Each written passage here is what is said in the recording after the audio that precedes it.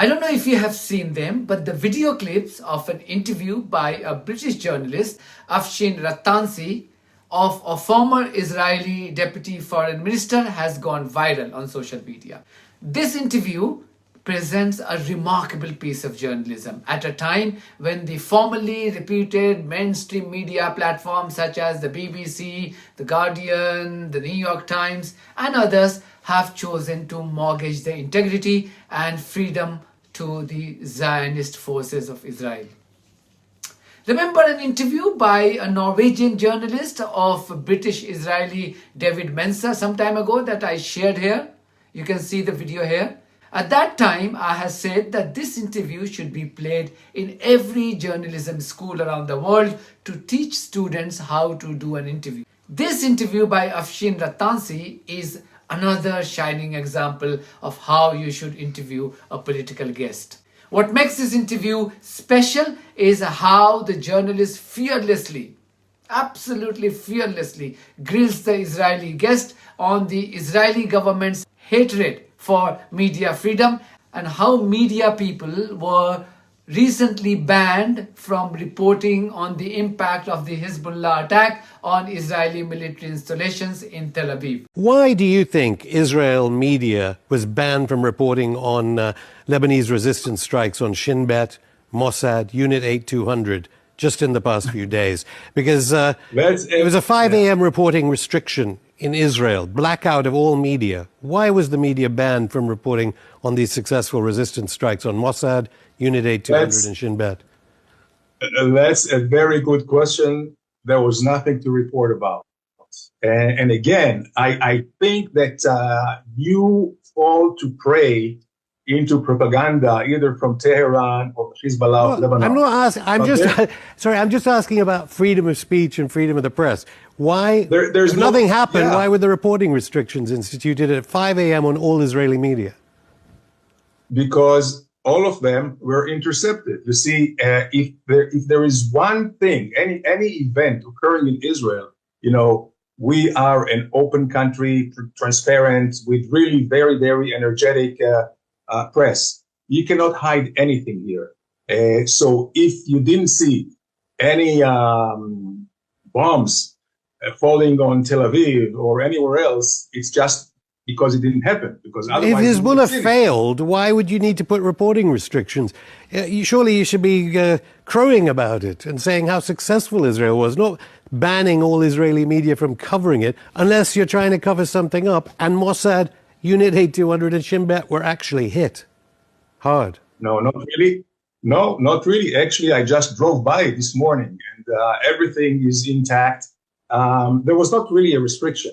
The restriction was only for the Israeli preemptive attack. And this was because of security considerations and that was it.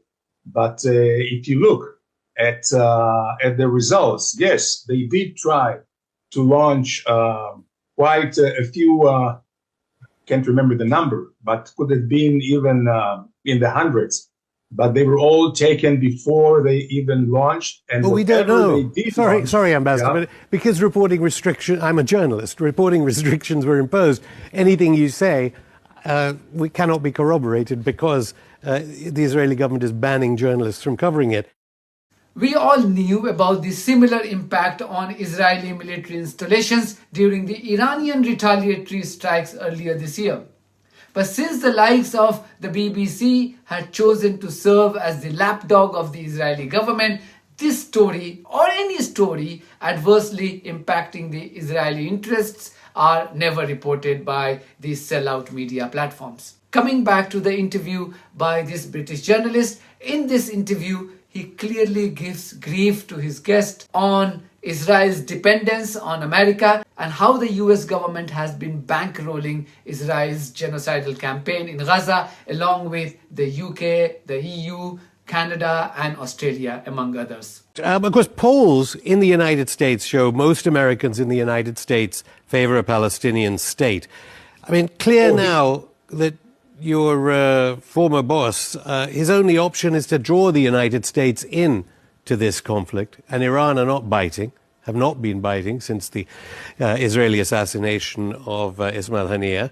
And what is Israel going to do when the United States, whether it be this generation or the next, says, goodbye, Israel. We hate Israel because of what Israel does as regards human rights violations. Well, we are quite capable of defending ourselves by ourselves. Wait. Sorry, Ambassador. Sorry to interrupt so quickly, but you're not, are you? Because that's why the Americans are giving you tens of billions or hundreds of billions of dollars of weapons. Without the United States, you don't have a country. I don't think so. If you look at the United States defense aid to NATO, to South Korea, to Japan, it's 100 times what they are doing with Israel. And with Israel, it's more security cooperation. They enjoy our technology. They enjoy our strategic and tactical, I would say, innovations. And also, the U.S. and Israel are natural allies because of the systems. You know, democracies support democracies. Not only that, Israel, they know that the United States, Israel is the most dependable ally of the United States in the region and at all. And if they need, and their interest is to have stability in the region, their interest is not to have oil prices hike. They know Israel can take care of it.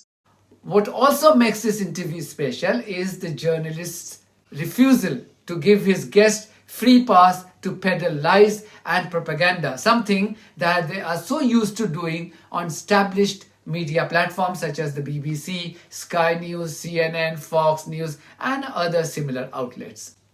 The BBC, my former employer in particular, has been an utter disgrace.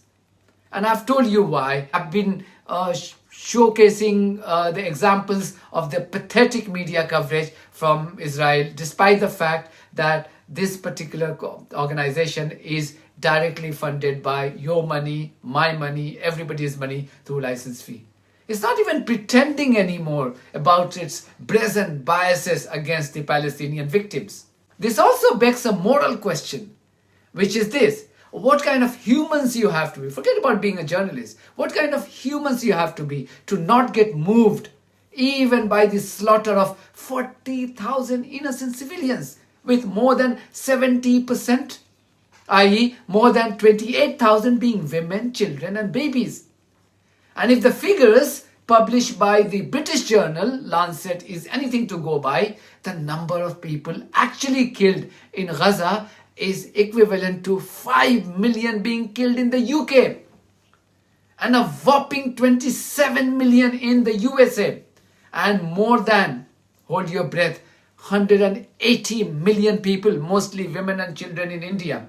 If you look at the actual number of people killed in Gaza by Israelis, slaughtered by Israelis in Gaza, compared to their total population, these are the number of people that would have been killed in these countries. That's the extent of Israeli crimes against humanity in Gaza and the occupied West Bank. And yet, our media from the so-called civilized Western countries have chosen to look the other way. And when people like us highlight this treachery and criminal nexus, we are called the bad guys by these terrorists and enemies of humanity. That's it from me. Please accept a profound thank you note from me for supporting this platform and also a request to others to do the same. I can't emphasize enough why it's important for all of you to support this platform if you want a credible and alternative news platform to grow and become powerful. In the meantime, if you haven't subscribed to my channel, please do so because that's one of the many ways you can support independent journalism. God bless you all.